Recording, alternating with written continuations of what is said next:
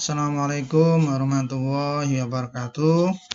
Baik, kita bertemu kembali untuk melanjutkan chapter 7, yaitu perpajakan tentang General Equilibrium Model, jadi model keseimbangan secara umum. Pertama, tax on commodities. Ya. Jika tax dibebankan kepada komoditas seperti makanan, maka ini tidak hanya berdampak pada food market, tetapi juga berdampak pada market di luar food itu. Ya, seperti itu. Yang seperti saya sampaikan kemarin di partial equilibrium model, itu contohnya kalau misalnya gula dipajaki, sebenarnya tidak hanya berdampak pada pasar gula, tetapi pasar di lain gula, backward maupun forward, seperti itu. Begitu juga kalau tax itu dibebankan kepada komoditas, yaitu makanan. Jadi tidak hanya berdampak pada pasar makanan, tetapi juga pasar di luar makanan. Misalnya pasar tenaga kerja di makanan itu sendiri, terus pasar yang pemakai makanan itu sendiri, misalnya industri, restoran, hotel, itu kan pengguna makanan ya. Dan termasuk juga pasar sebelum makanan itu, ya, misalnya perkebunan, sayur-sayuran, seperti itu pasti akan terdampak seperti itu.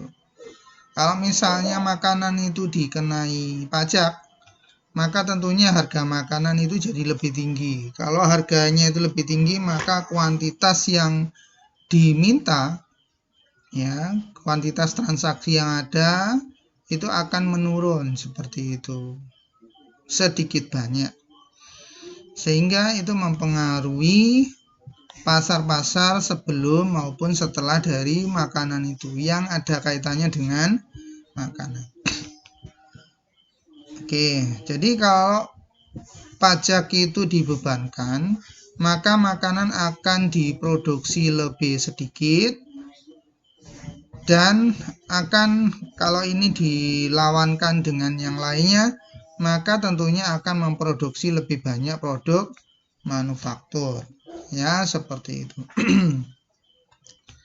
Itu karena ada model substitusi gitu ya, sehingga orang mengkonsumsi sedikit banyak dikurangi untuk makanan, tetapi untuk produk yang lainnya, ya, seperti itu. Jadi ada model substitusi di sini. Oke, kenapa? Ini karena terjadi adanya perubahan relatif price dari makanan dan produk manufaktur, ya, seperti itu. Relatif price itu seperti apa? Atau contohnya begini, kalau misalnya Anda itu konsumsinya antara daging ayam dengan daging sapi, seperti itu. Konsumsinya daging ayam dengan daging sapi, katakanlah sapi itu harganya 100.000 per kilo, ayam itu harganya 25.000 per kilo, seperti itu. Kalau misalnya Anda itu tadinya kepinginnya membelinya ayam, tapi ternyata ayam itu harganya naik dari 25 menjadi 50.000, maka tentunya harga daging sapi itu walaupun nominalnya tetap 100.000, tetapi ketika yang berubah itu adalah harga ayam, maka akan mengakibatkan apa? Harga relatif dari daging sapi itu menjadi menurun, ya, seperti itu. Ini saya berikan contoh saja ini ya. Oke.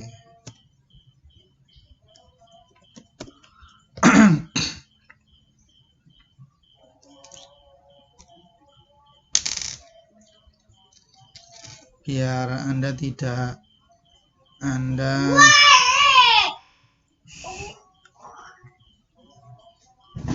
Oke, misalnya ini antara ayam terus sapi ya. Kondisi pertama harga ayam 25, sapi 100. Kondisi kedua ayam itu naik jadi 50, sedangkan sapi adalah 100. Ya, seperti itu. Kalau Anda lihat di sini ya, maka relative price itu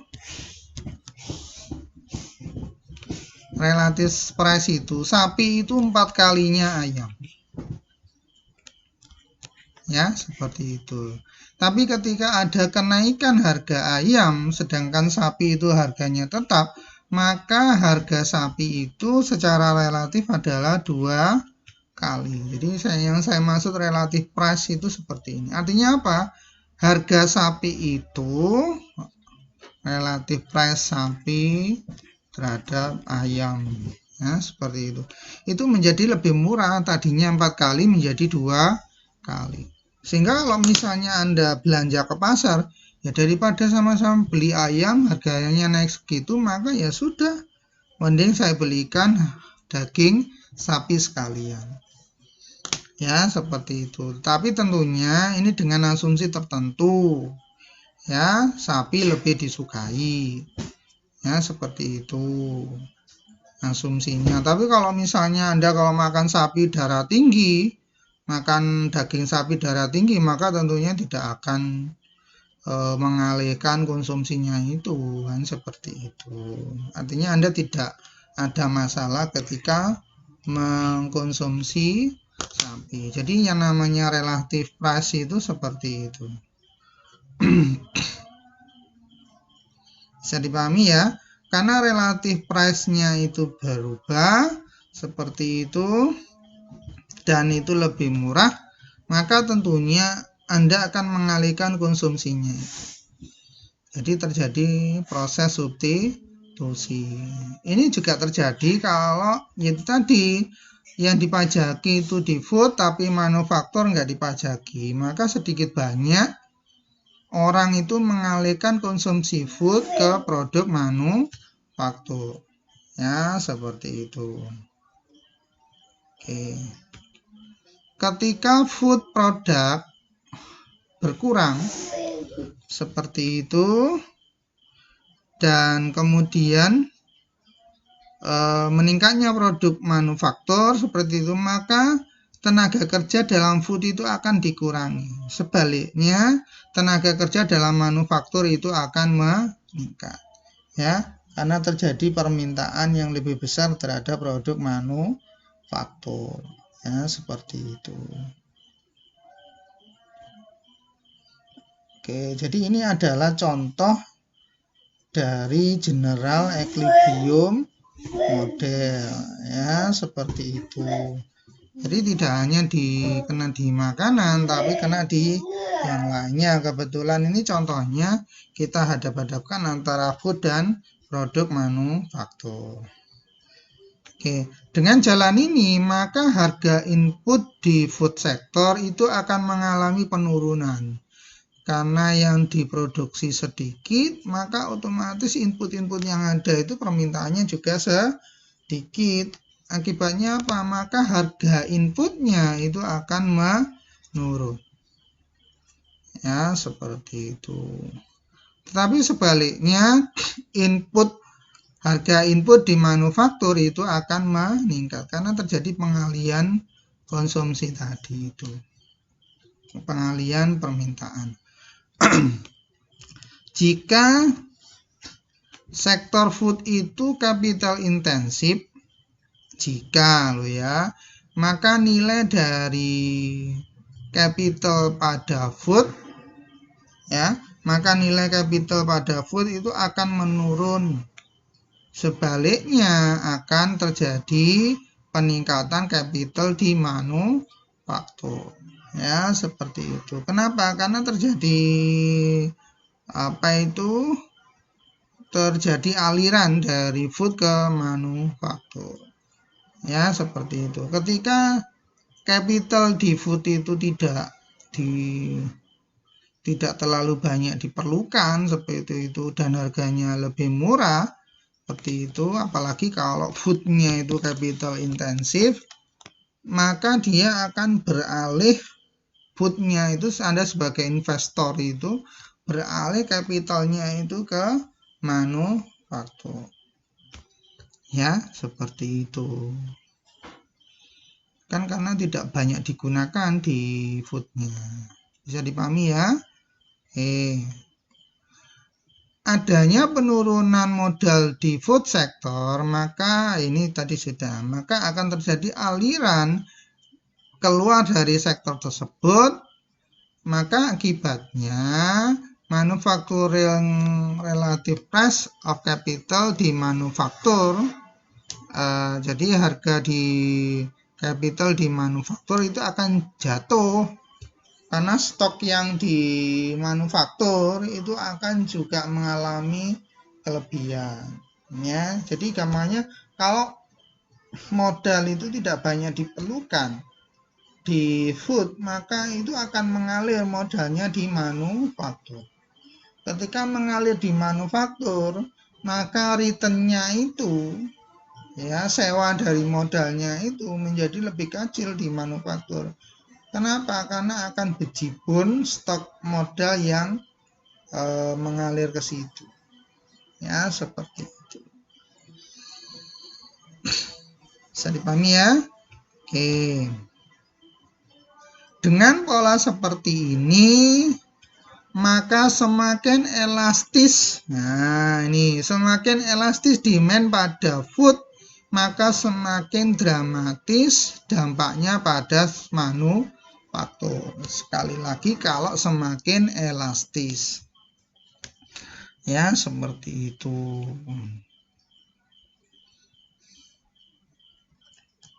Oke. Semakin kecil substitusi level dari capital, ya, substitusi level dari capital terhadap tenaga kerja seperti itu, maka semakin besar penurunan rate of return on capital manufaktur. Kalau itu substitusi level antara capital dan tenaga kerja itu kecil, artinya dropnya capital itu kan semakin besar di foodnya itu, sehingga itu dia mengalirnya ke manufaktur itu juga semakin besar. Kalau semakin besar, maka penurunan dari rate of return-nya di manufaktur itu juga semakin besar. Bisa dipahami ya? Kecuali kalau food sector itu substitusi levelnya itu besar. Artinya modal itu mudah digantikan dengan human resources.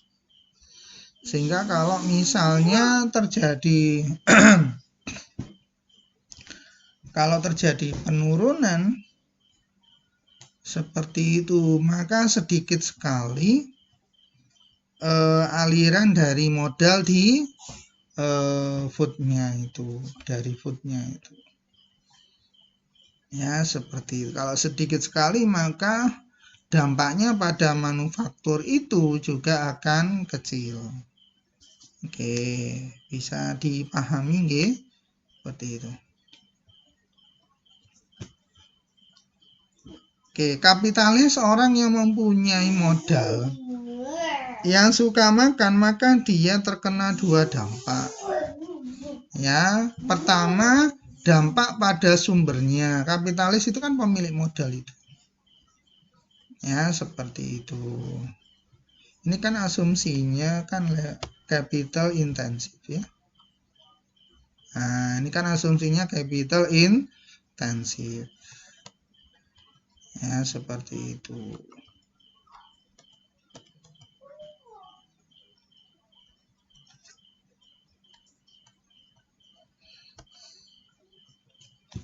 Jadi kapitalis itu terkena dua dampak. Jadi sumbernya sendiri serta penggunaannya sendiri. Sumbernya duitnya dia kena, Ya, dia yang mempunyai modal, maka rate of return-nya itu jadi berkurang seperti itu, dan dia juga terkena dampak pada penggunaannya karena dia menggunakan untuk membeli makanan.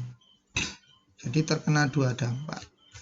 Sebaliknya, human resources yang memakan food itu akan lebih better off pada sisi source. Ya, seperti itu. Tetapi akan worse off pada sisi pada sisi penggunaan pendapatan karena sama-sama terkena pajak makanan itu.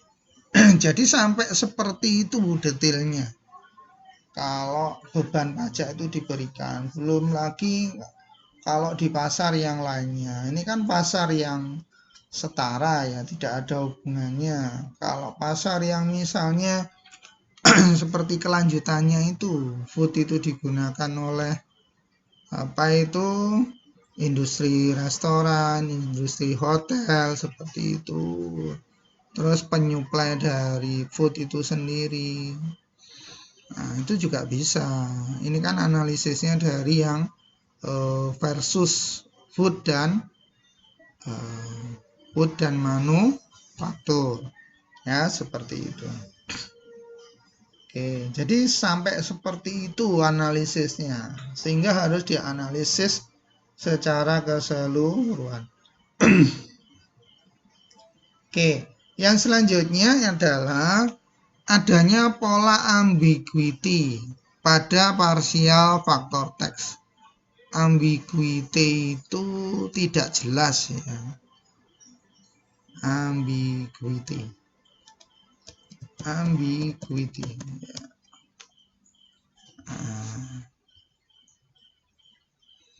Ya, jadi nggak jelas arahnya mau kemana, jadi itu ambigu ya, seperti itu.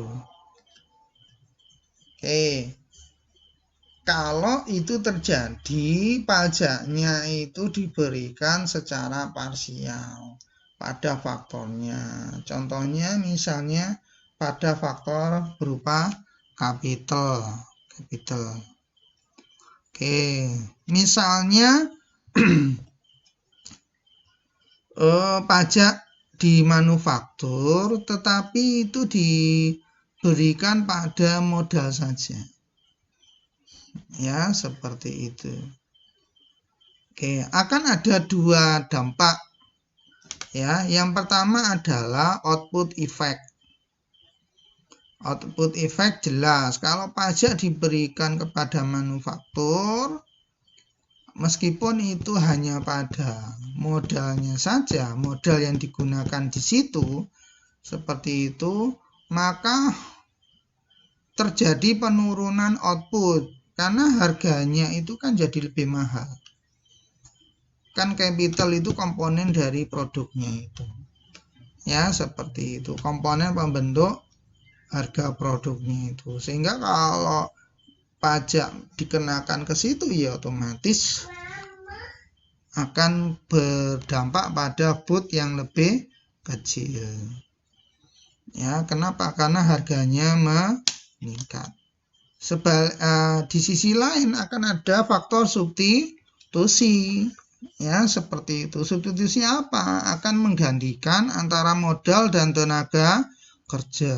Kalau misalnya yang dikenai pajak modalnya, maka pengusaha itu akan berpikir ya sudah, kita lebih baik menggunakan banyak tenaga kerjanya. Seperti itu. Oke. Oke, ini kan jelas tadi ya, relative price dari manufaktur output itu akan meningkat. Oke, sedangkan pada sisi substitusi, kalau substitusi itu memungkinkan, maka relative price dari capital itu akan menurun. Ya, seperti itu. Kenapa? Karena permintaan modalnya itu menjadi lebih kecil. Karena orang lebih suka meminta tenaga kerja. Karena kebetulan tenaga kerja tidak dipajaki. Ya, seperti itu. Oke, ada dua kemungkinan. Ya, seperti itu. Pertama, dari sisi output ya. Pertama, kalau ini kan outputnya menurun. Kalau perusahaannya itu labor intensif itu padat modal, padat tenaga kerja, seperti itu. Maka otomatis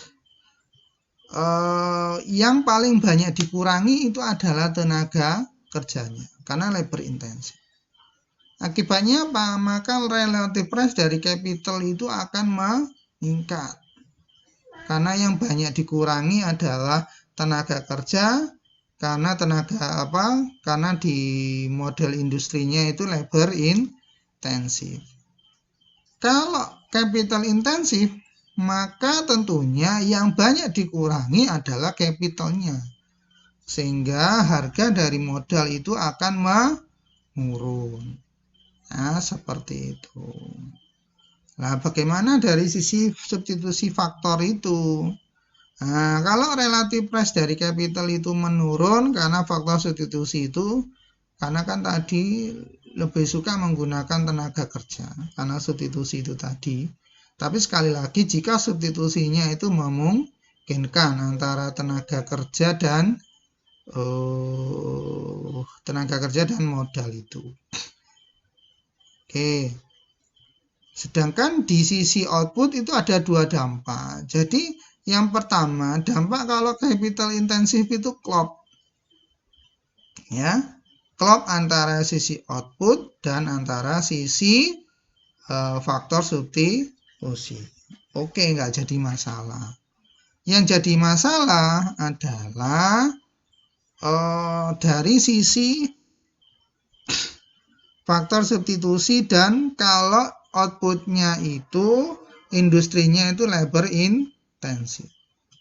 Jadi faktor substitusi itu harganya menurun, tapi di sisi output itu harga dari kapitalnya itu naik. Jadi terjadi ambigu di sini. Kenapa ya? Karena terjadi parsial faktor tax itu. Jadi pajak itu hanya diberikan secara parsial. Nah, ini kan capital only asumsinya. Ya, seperti itu. Jadi ada ambigu. Ambigunya di sini. Lantas mana yang benar? Ya harus dilakukan studi empiris. Apakah memang terjadi harga dari capital itu akan menurun atau naik? Ya, seperti itu. Jadi ini yang disebut ambigu.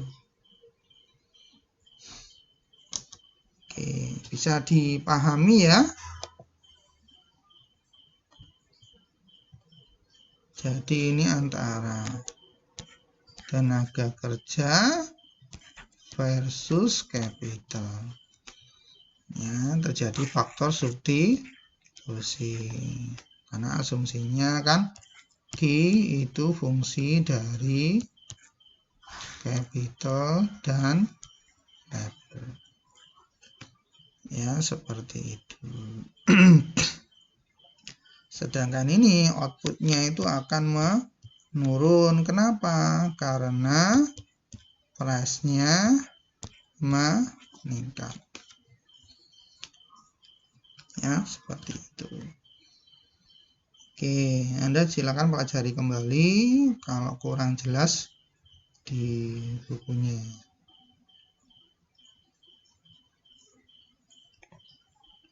Selanjutnya yang lainnya adalah tentang perpajakan horizontal equity tax. Pajak yang diberikan itu harus memenuhi paradigma horizontal equity tax. Artinya apa?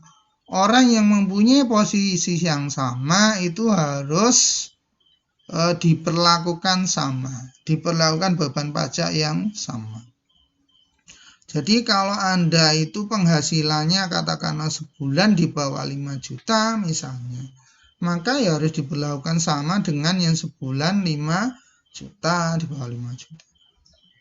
Tapi kalau misalnya Anda itu 5 juta, terus yang lainnya direktur katakanlah 30 juta, 50 juta, bahkan ratusan juta, ya seperti itu. Ya intinya pokoknya beda ya. Anda lihat di pajak itu grade-grade-nya bagaimana, ya maka diberlakukan rate yang berbeda. Ya seperti itu. Makanya kalau di luar negeri itu semakin besar penghasilannya itu rate-nya bahkan sampai tinggi, sampai 50%. Saya pernah dengar dosen itu sampai 50%, tapi ya gaji dosennya tinggi. Sehingga di sana itu ora usah mikir macam-macam. Ya, seperti itu, dosen wis dosen. Jadi nggak usah mikir proyek, karena proyek sudah include di situ. Tapi Anda sebaliknya kalau misalnya tidak capable untuk proyek itu, maka gajinya dikurangi. Seperti itu. Di Malaysia pun juga seperti itu yang saya dengar, bahwa itu dosen itu diberikan gaji sekian juta, tapi Anda harus punya luaran ini. Kalau luarannya itu tidak terpenuhi, ya sudah, maka akan dikurangi.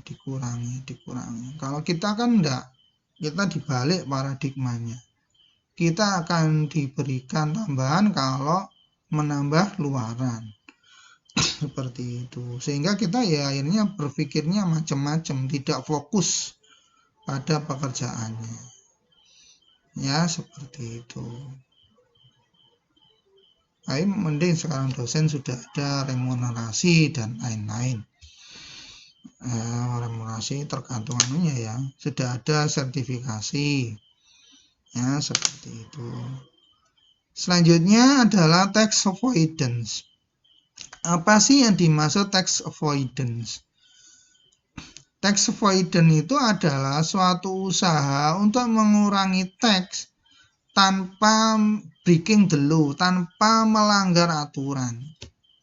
Jadi di sini maka pajak itu dilakukan, mengurangi pajak itu dilakukan dengan memanfaatkan celah-celah hukum yang ada.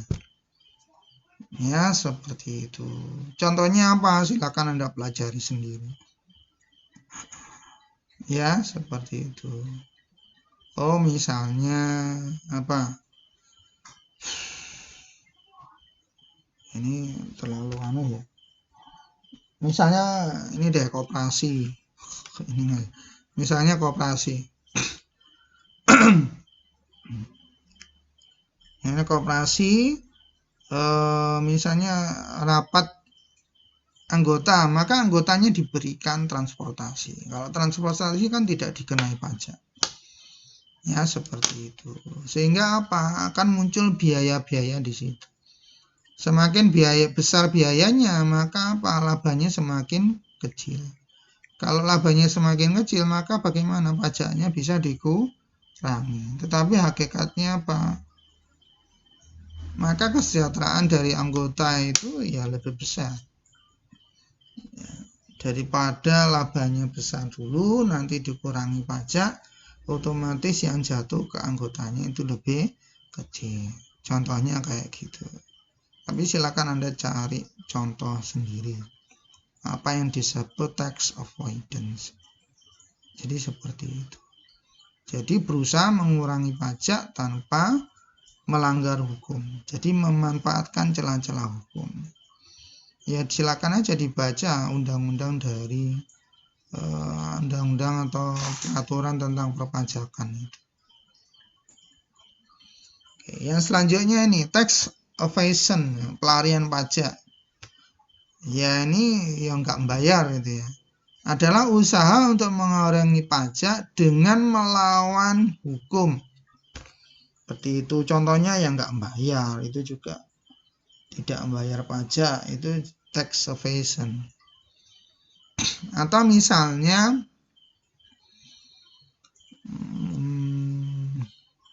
apa ya,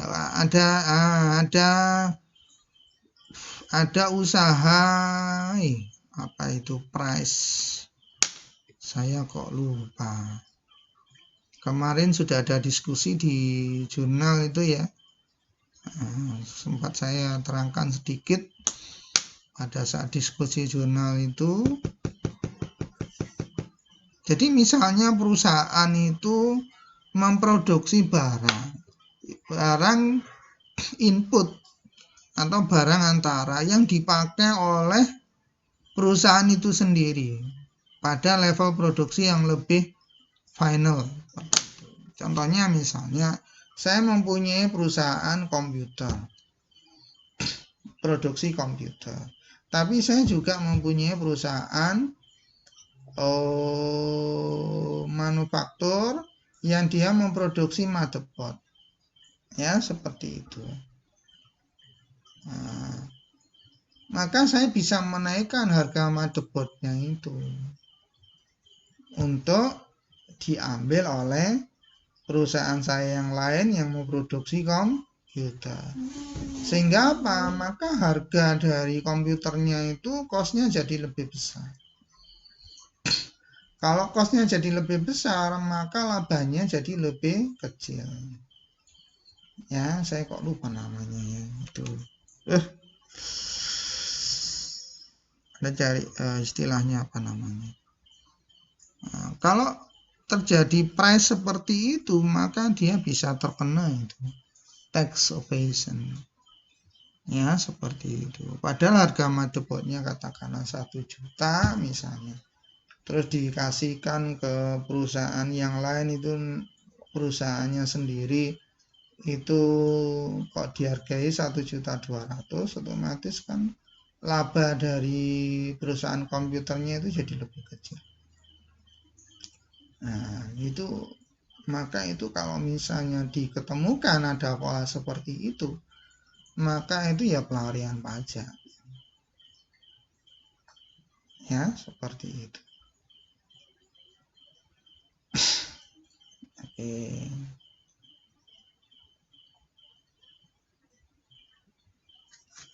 Oke, mungkin itu tentang pajak itu ya. Kalau nggak salah dulu, wadah ini di kelas saja ya. Nanti kalau kita bicara, oke, kita akan banyak bicara kasus di kelas atau lewat online nanti. Baik, dari saya cukup itu. Assalamualaikum warahmatullahi wabarakatuh. Mudah-mudahan ini bermanfaat untuk Anda.